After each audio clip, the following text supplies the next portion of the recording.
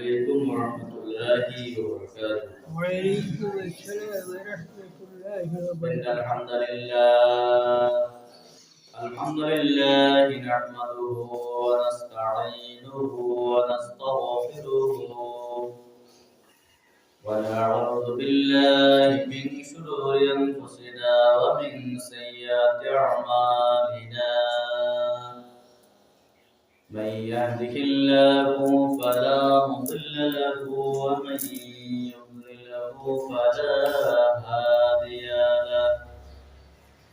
ونشهد أن لا إله إلا الله ونشهد أن محمدا عبده ورسوله الذي أرسله بالحق بشيرا ونذيرا وداعيا إلى الله بإذنه وسراجا وقمرا منيرا.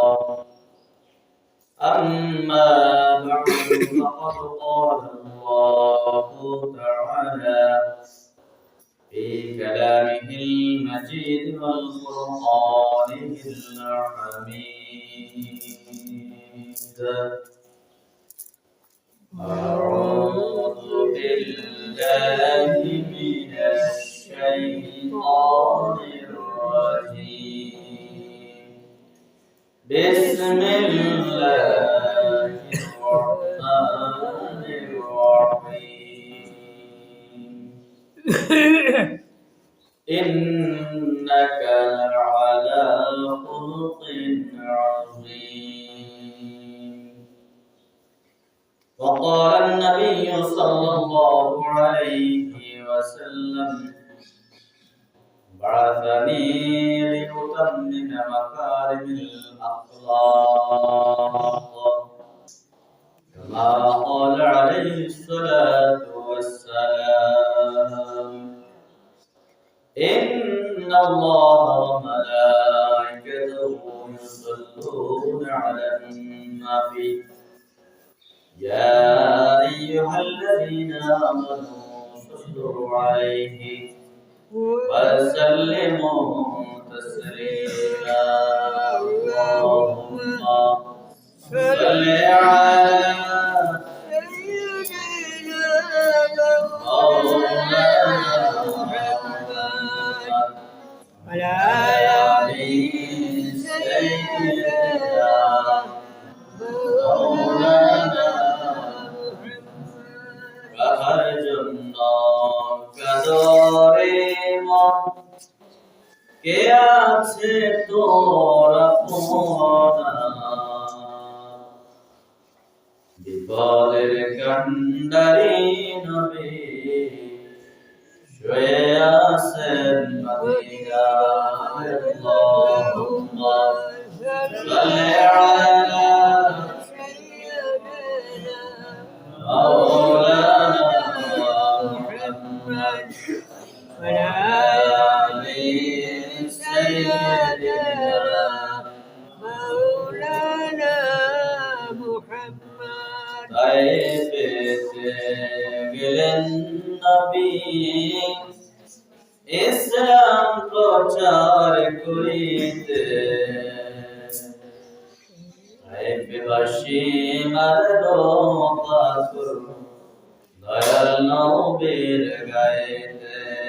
আল্লাহুম্মা সাল্লি আলা سيدنا مولانا محمد وعلى آل سيدنا مولانا محمد بلغ العلا بكماله كشف الدجى بجماله حسنت جميع خصائصه صلى الله عليه وآله। উপস্থিত মুআজ্জাজ মুহতারাম সম্মানিত উলামায়ে কেরাম মুরব্বিয়ান আযম স্নেহের ফজিলত ছাত্ররা, মহান আল্লাহ পাকের দরবারে অসংখ্য শুকর যে আল্লাহ পাক রব্বুল আলামিন আমাদেরকে পবিত্র আরবি মাসের জামাদিউস সানি মাসের আজকে প্রথম জুমা, আল্লাহ পাক আমাদেরকে দয়া করে মেহেরবানি করে দুনিয়ার সমস্ত কাজ থেকে মুক্ত করে আল্লাহর পবিত্র ঘরে আসা আজকে জুমা আদায় করার উদ্দেশ্যে আল্লাহ পাক আমাদেরকে একত্রিত হওয়ার তৌফিক দান করেছেন। আল্লাহ পাকের দরবারে কালিমাতুশ শুকর আদায় করি, সকলে বলি আলহামদুলিল্লাহ। আলহামদুলিল্লাহ। রাসূল আকরাম সাল্লাল্লাহু আলাইহি ওয়াসাল্লামের উপরে লাখ কোটি দরুদ ও সালাম, যে রাসূল আকরাম সাল্লাল্লাহু আলাইহি ওয়াসাল্লাম কিয়ামতের দিন উম্মতকে সুপারিশ করে জান্নাতে নেবেন। এজন্য আমরা রাসূল আকরাম সাল্লাল্লাহু আলাইহি ওয়াসাল্লামের উপরে দরুদ ও সালাম প্রেরণ করব। সম্মানিত মুসলিম کرام, আজকে সংক্ষিপ্ত করে আলোচনা করব রাসূল আকরাম সাল্লাল্লাহু আলাইহি ওয়া আলিহি ওয়াসাল্লামের চারিত্রিক যে বৈশিষ্ট্য, উত্তম চরিত্রের যে বৈশিষ্ট্য, এ সম্পর্কে সংক্ষিপ্ত আলোচনা করব। আল্লাহ পাক যেন আমাদেরকে সকলকে যেন আমল করার তৌফিক দেন, সকলে বলে আমিন। আমিন। আর যারা বলে আমিন। আমিন। মনোযোগ সহকারে শুনবো, আমরা নির্ধারিত সময় নামাজ আদায় করব। আল্লাহ পাক যেন আমাদেরকে রাসূলের খাঁটি উম্মত হিসেবে, আল্লাহর বান্দা হিসেবে কবুল করে, সকলে বলে আমিন। রাসূল আকরাম সাল্লাল্লাহু আলাইহি ওয়া আলিহি ওয়াসাল্লামের চরিত্র ছিল সবার উপরে। আল্লাহ পাক রব্বুল আলামিন সৃষ্টির শুরু থেকে কিয়ামত পর্যন্ত যত নবী রাসূল, সাহাবায়ে কেরাম, তাবেঈন, তাবেঈন, আউলিয়ায়ে কেরাম, বুজুর্গানে দ্বীন, উলামায়ে কেরাম, যাদেরকে আল্লাহ পাক রব্বুল আলামিন সৃষ্টি করেছেন, সবার মধ্যে উত্তম চরিত্র সর্বদিক দিয়ে আমাদের নবী মুহাম্মদুর রাসূলুল্লাহ সাল্লাল্লাহু আলাইহি ওয়াসাল্লাম। সুবহানাল্লাহ।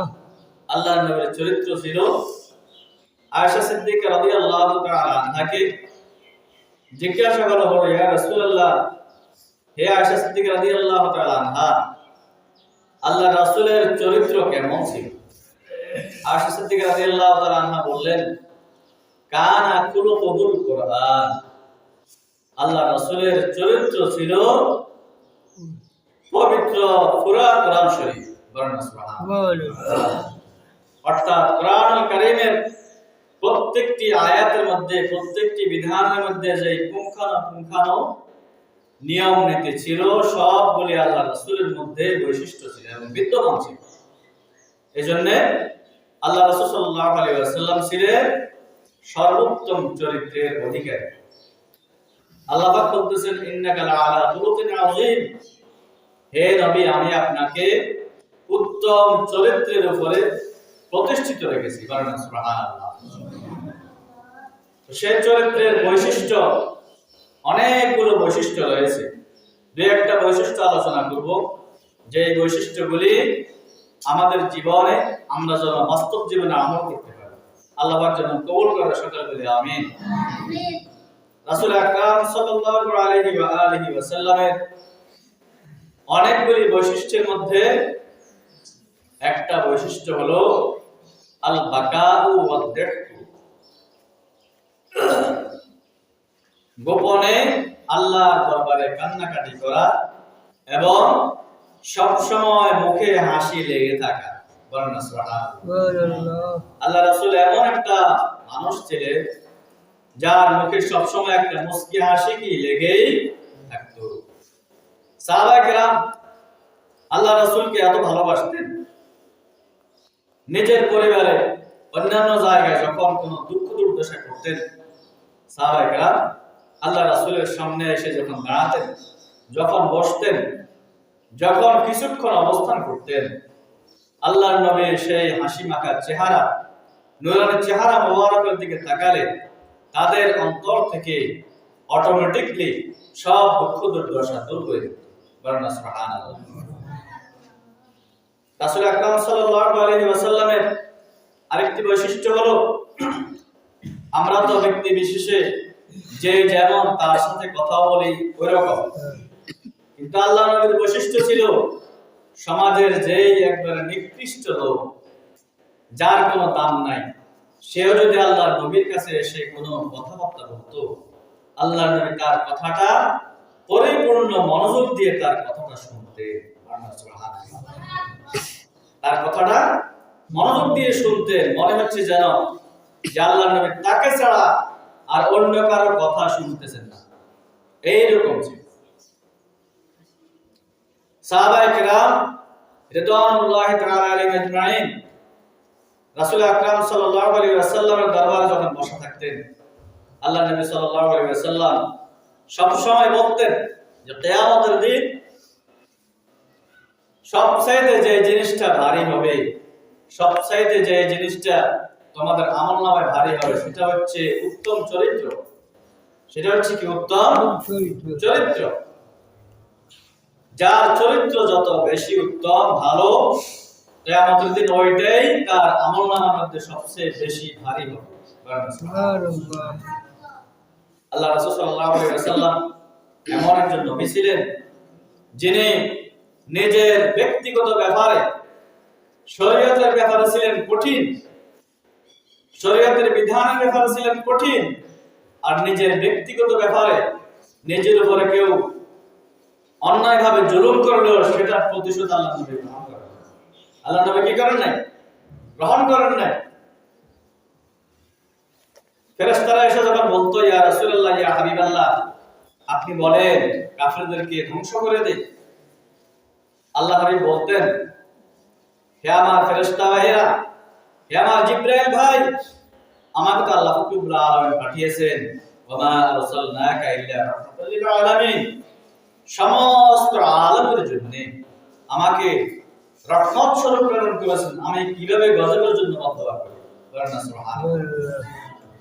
তবে কয়েকটি ক্ষেত্রে রাসূল আকরাম সাল্লাল্লাহু আলাইহি ওয়া আলিহি ওয়াসাল্লাম যার শানে, যার ক্ষেত্রে বদদোয়ার কথা উল্লেখ করেছেন, আল্লাহ রাব্বুল আলামিন সাথে সাথে কবুল করে নিয়েছেন।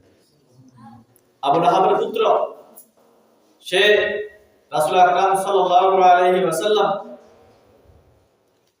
তার ছিল শত্রু, সে ছিল আল্লাহ রাসূলের শত্রু।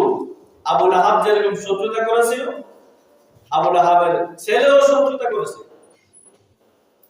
এক যুদ্ধে নবী করিম সাল্লাল্লাহু আলাইহি ওয়াসাল্লাম গেলেন, সেখানে আবু লাহাবের ছেলে এবং আবু লাহাব ওই যুদ্ধের ময়দানে যখন গিয়েছিলেন, তখন আবু লাহাব শঙ্কিত ছিলেন যে এখানে আমি একদিন শুনেছিলাম আমার ছেলের জন্য মুহাম্মদ দোয়া করেছে, নিশ্চয়ই কোন দিন জানি আমার ছেলের উপরে সেই বদদোয়া লেগে যায়, আমি ভয় পাইতেছি। আবু লাহাব বলতেছে, কে বলতেছে? কথা বলেন না, কে বলতেছে? আবু লাহাব বলতেছে। তখন আবু লাহাব তার সৈন্য সামন্তকে বললেন যে আমার ছেলেটাকে যখন শোয়াইবা রাত্রিবেলায়, তখন একেবারে সকলের মধ্যখানে রাখিও, যাতে করে কোন হিংস্র প্রাণী, হিংস্র পশু পাখি যাতে করে তাকে আক্রমণ করতে না পারে। আল্লাহর নবী দোয়া করেছিলেন, বদদোয়া করেছিলেন তার শানে, তাকে উদ্দেশ্য করে যে আমার অতি আপনজন আমাকে কুকুরের মতো ধাওয়া করতেছে, হে আল্লাহ, আপনি আপনার পক্ষ থেকে একটা কুকুর তার জন্য আপনি ব্যবস্থা করে দিন। এই বদদোয়া যখন করলেন, আবু লাহাবের ছেলে সমস্ত সৈন্যবাহিনীর মধ্যখানে শোয়া ছিল। তারপর আবু লাহাব শঙ্কিত ছিল যে আমার সন্তানটাকে কে জানি হত্যা করে ফেলে। আল্লাহর নবীর সেই বদদোয়া সাহাবায়ে কেরাম শুনেছিলেন, আবু লাহাব শুনেছিলেন। রাত্রিবেলায় যখন কাফের মুশরিকরা শোয়া অবস্থায় আল্লাহ রাব্বুল আলামিন নিকৃষ্ট একটা বাঘ পাঠিয়ে দিলেন বন থেকে। সে বাঘটা এসে কারো ক্ষতি করে নাই, আবু লাহাবের সন্তানটাকে হত্যা করে ফেলেছে। একে হত্যা করেছে, আবু লাহাবের সন্তানকে হত্যা করে ফেলেছে। এজন্য আল্লাহ রাসূল সাল্লাল্লাহু আলাইহি ওয়াসাল্লাম নবীদের দোয়া এবং বদদোয়া যার সাথে লেগে যাবে, নিঃসন্দেহে আল্লাহ পাক সেটা কি করে নেবেন? কবুল করে নেবে। সুবহানাল্লাহ।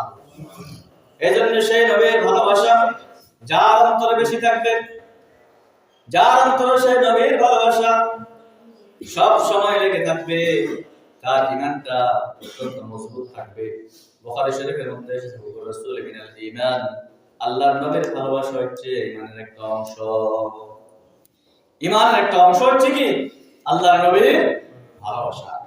সাহাবায়ে কেরামরা রাসূল আকরাম সাল্লাল্লাহু আলাইহি ওয়াসাল্লামকে নিজের জীবনের চাইতেও ভালোবাসতেন এবং রাসূলের চরিত্রের সব দিক দিয়ে পুরোপুরি অর্জন না করতে পারলেও 70% 80% চরিত্র তারা পুরোপুরি সংগ্রহ করে ফেলেছেন। সুবহানাল্লাহ। ওমর রাদিয়াল্লাহু তাআলা আনহুর চরিত্র দেখেন, ইসলাম গ্রহণের পূর্বে ওমরের চরিত্র কেমন ছিল? প্রত্যেকটি মানুষকে তাকে ভয় করত সবাই, এবং কি ইসলাম গ্রহণের পরে আল্লাহর নবী বলেছেন যে একমাত্র ইবলিস শয়তান ওমরকে ভয় পায়। ইবলিস শয়তান কাকে ভয় পায়? ইবলিস শয়তান কাকে ভয় পায়? আমার ওমরকে ভয় পায়। সুবহানাল্লাহ। আল্লাহর নবী ওমরের সাথে এত সুন্দর কথা বলেছেন যে আমার পরে যদি নবুয়তের দরজা খোলা থাকতো, নবী হওয়ার যদি কোনো সুযোগ থাকতো, নিশ্চয়ই আল্লাহ রাব্বুল আলামিন আমার ওমরকে নবুয়ত দিয়ে দিতেন। সুবহানাল্লাহ। এত মর্যাদাশীল হয়েছিলেন ইসলাম গ্রহণ করার পূর্বে। ইসলাম গ্রহণ করার আগেও নেতৃত্ব দিয়েছেন, কিন্তু সেই নেতৃত্ব ছিল কুফরের মধ্যে। কিসের মধ্যে?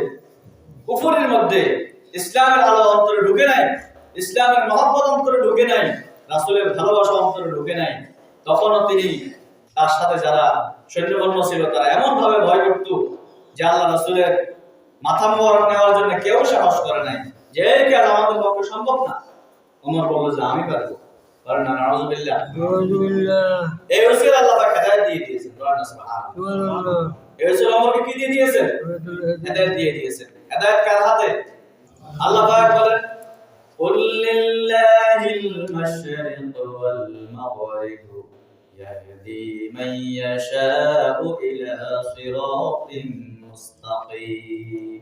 হে নবী আপনি বলে দেন কুল লিল্লাহিল মাশরিক ওয়াল মাগরিব, পূর্ব পশ্চিম সূর্য উদয়স্থল উভয়টা আল্লাহর জন্য, এবং আল্লাহ পাক যাকে ইচ্ছা করেন তাকেই হেদায়েত দান করেন। সুবহানাল্লাহ। ওমর রাদিয়াল্লাহু তাআলা তিনি সত্য হৃদয়ের মানুষ হওয়া সত্ত্বেও আল্লাহ তাআলা তার কথা হেদায়েত রেখেছেন। তিনি ইসলাম গ্রহণ করার পরে ইসলামের শক্তি মর্যাদা বৃদ্ধি করে দিয়েছেন, এবং প্রকাশ্যে ওমর রাদিয়াল্লাহু তাআলা বললেন যে রাসূল আর গোপনে ইসলাম প্রচার করা যাবে না, আর গোপনে ইসলাম প্রচার করা যাবে না। বাইতুল্লাহ শরীফের সামনে আমরা প্রকাশ্যে আযান দেব, এবং কোন কাফের মুশরিক যদি আমার সামনে আসে সে নিজের গর্দান নিয়ে আর ফিরে যেতে পারবে না। সুবহানাল্লাহ। এত সাহসী ছিলেন, এত উদ্দেশ্যী ছিলেন। ইসলাম গ্রহণ করার আগে যেরকম নেতৃত্ব দিয়েছেন, ইসলাম গ্রহণ করার পরে রাসূলের মহব্বত, দ্বীন ইসলামের আলো, ঈমানের আলো অন্তরে ধারণ করার কারণে দ্বিতীয় খলিফা এবং দ্বিতীয় জান্নাতের সুসংবাদপ্রাপ্ত সাহাবীদের অন্তর্ভুক্ত হয়েছেন। তাহলে সেই রাসূলের আদর্শ যদি আমরা গ্রহণ করি, সেই রাসূলের মহব্বত যদি আমাদের অন্তরে ধারণ করি, তাহলে অবশ্যই আমাদেরকে উত্তম চরিত্রবান হতে হবে। আল্লাহর নবীর চরিত্র ছিল, কোন ব্যক্তি যদি আল্লাহর নবীকে গালি দিতেন, আল্লাহর নবী গালি দিতেন না, মুস্কি এসে চলে যেতেন। আপনারা অনেকে যারা হজে গিয়েছেন দেখেছেন যে যে বুড়িটা আল্লাহর নবীর চলার পথে কাটা দিত, ওই বুড়িকে কোনোদিন আল্লাহ রাসূল কষ্ট দেন না। সুবহানাল্লাহ। আল্লাহ রাসূল বুড়িকে কি কোনোদিন কষ্ট দেন নাই। দেখা গেছে প্রত্যেকদিন কাটা দিতেন, একদিন দুই দিন অনেক দিন পরে দেখা গেল যে কাটা পাওয়া যায় না। খবর নিলেন যে বুড়ি অসুস্থ। আল্লাহর নবী সেই শত্রু যে বুড়িটা আল্লাহর নবীকে ধ্বংস করতে চেয়েছিল, আল্লাহ রাসূল সাল্লাল্লাহু আলাইহি ওয়াসাল্লাম এত সুন্দর চরিত্রের পরিচয় দিলেন, তিনি নিজে গিয়ে ওই বুড়ির খেদমতে নিয়োজিত হয়ে গেলেন। সুবহানাল্লাহ। তাকে খেদমত করে তাকে সুস্থ করে তুললেন। জিজ্ঞাসা করেন, মা আপনার কাছে এখন কেমন লাগে? এই চরিত্র যদি কোনো মানুষ গ্রহণ করে তাহলে দেখবেন মুসলমানদের মধ্যে আর দ্বিধাদ্বন্দ্ব থাকবে না, ভাই ভাইয়া হিংসা থাকবে না, মুসলমানদের মধ্যে হিংসা থাকবে না, একে অপরের মধ্যে শত্রুতা পোষণ আর থাকবে না। রাসূলের আদর্শ যদি আমরা গ্রহণ করি, এজন্য আল্লাহ পাক বলতেছেন লাকাদ কানা লাকুম ফি রাসূলিল্লাহি উসওয়াতুন হাসানাহ, যে দুনিয়ার মানুষ তোমরা জেনে রেখো আমার রাসূলের মধ্যে সর্বোত্তম আদর্শ আমি তোমাদের জন্য রেখে দিয়েছি। বলেন না সুবহানাল্লাহ। আমি একজন বড় আলেমের মুখে শুনেছি যিনি আমেরিকা সবচাইতে বড় যে লাইব্রেরি, সেখানে দেখে এসেছেন যে পৃথিবীর যত বিজ্ঞানী, যত চরিত্রের সুন্দর চরিত্রের অধিকারী এবং জ্ঞানী লোকদের একটা লিস্ট ওইখানে টাঙানো আছে। সবার উপরে লেখা আছে মুহাম্মদুর রাসূলুল্লাহ সাল্লাল্লাহু আলাইহি ওয়াসাল্লামের নাম। বলেন সুবহানাল্লাহ। আর জোরে বলে সুবহানাল্লাহ। তাহলে যে খ্রিস্টান রাষ্ট্র, সেখানে আমাদের নবীর নাম লাইব্রেরিতে সবার উপরে লেখা আছে। তাহলে বোঝা যায় পৃথিবীর সমস্ত জায়গার মানুষেরা অনেক ক্ষেত্রে আমাদের রাসূলের সুন্নতকে অনুসরণ অনুসরণ করে। অতএব আল্লাহ রাব্বুল আলামিন আমাদের সকলকে যেন আল্লাহ রাসূলের আদর্শে আদর্শবান হয়ে, চরিত্রবান হয়ে আল্লাহ রাসূলের খাঁটি উম্মত যেন আমরা হতে পারি। আল্লাহ পাক যেন কবুল করে সকলে বলে আমিন। আর জোরে বলে আমিন। ওয়া কানা ওয়া না আলহামদুলিল্লাহি রাব্বিল আলামিন। আসসালামু আলাইকুম ওয়া রাহমাতুল্লাহি ওয়া বারাকাতুহু।